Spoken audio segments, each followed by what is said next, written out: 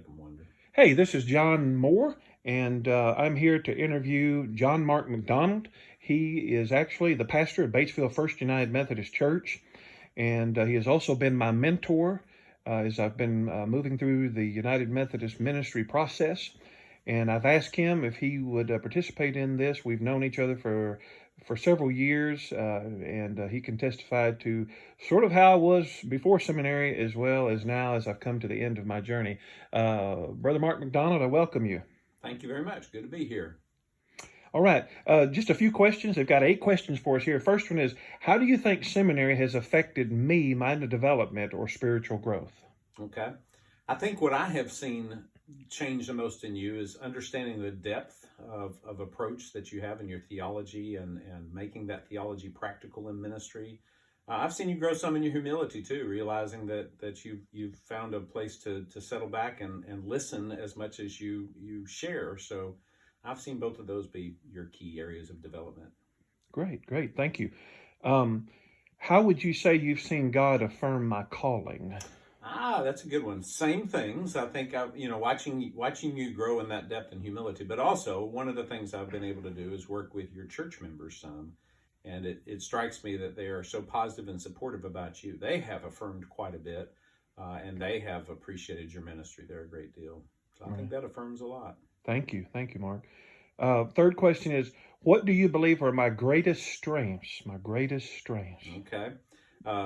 First and foremost, your drive. You have a passion and a drive that I have a great deal of respect for. You are deeply committed to the ministry, deeply committed to sharing the message of the good news. And I think that's probably your greatest strength that I have seen, as it just keeps you moving. You're always striving for something more. Good, good. And just kind of moving on, number 4, what are some areas you would recommend that I focus on? Maybe an area or a couple areas that I need to focus on and to be better prepared for ministry. So I think that probably the thing that you and I have talked a lot through is finding your theological footing, knowing where you stand with the changes going on in our denomination. You and I have shared a lot about that, and I'm very admirated. I have great admiration for the growth that you're seeking in that, just to find your footing and to know how you can move forward with that. And you made a lot of great strides in that. And in that light, I think it's just learning to be comfortable with where you are and living in that tension along the way. Right. So I think that's it. Okay, good. Number 5, if you could think of one word of advice that you could give me to help me in my calling, maybe there's that one word or that sentence or that just general advice, what would you give me to help me in my calling? Bloom where you are planted. All right. In the Methodist Church, we don't get to pick where we're going. We're Right. sent. And I know that's a struggle for all of us, Right. but you and I've talked about that as well. And I've enjoyed watching you deal with your churches that you're serving, because you wanted to do more, do faster, but you've learned to take the steps that they give you along the way, and you keep pushing them, but at the same time, you haven't pushed so hard that they've resented that. Right. That's good. Number 6, in what roles or contexts do you believe I would serve best? So if you had to think of a role or context, where do you think would be my best situation? I see an interesting juxtaposition in your passions. One being that you're very evangelical. You're very committed to sharing the gospel of Jesus Christ. And the other being that you've grown into an understanding of meeting people where they are, especially the least, the last, and lost. I've enjoyed watching that. I think your secret, in addition to kind of knowing where you stand theologically, but allowing people some room to move in that, what I would challenge you to look for is to find that ministry that has both.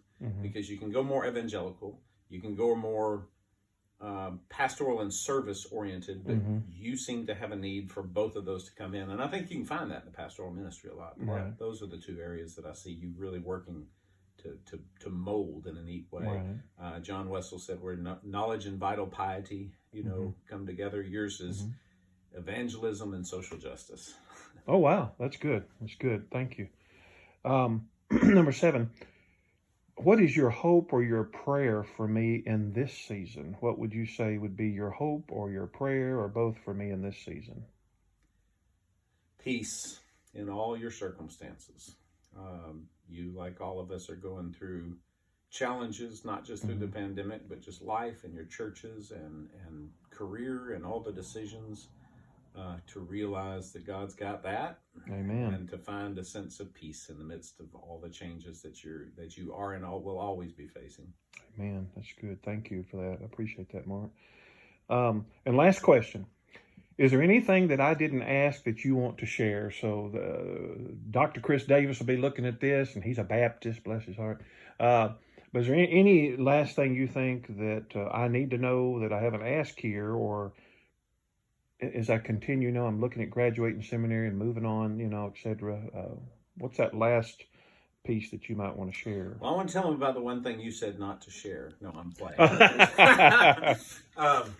I think I can't think of anything real specific, but I know that we got to work through your chaplaincy too in the hospital, and there was you just have an eagerness to learn and to grow, and I think that is something that I want to acknowledge, that you've got a lot of experience you bring into this, but growing to that humility and understanding that even though there may be differences in other people and beliefs and practices and approaches and ministries, you're always eager to learn in that. So I think that's a very, very positive trait.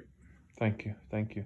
And I would say, yeah, that's definitely true. And I do appreciate this advice, Mark, and you doing this for me here. And I think that covers just about everything that I'm supposed to ask here. And I'm going to put all this together, and I got to write a little paper too. So thank you, Mark, for participating and helping me with this project. Thanks for including me.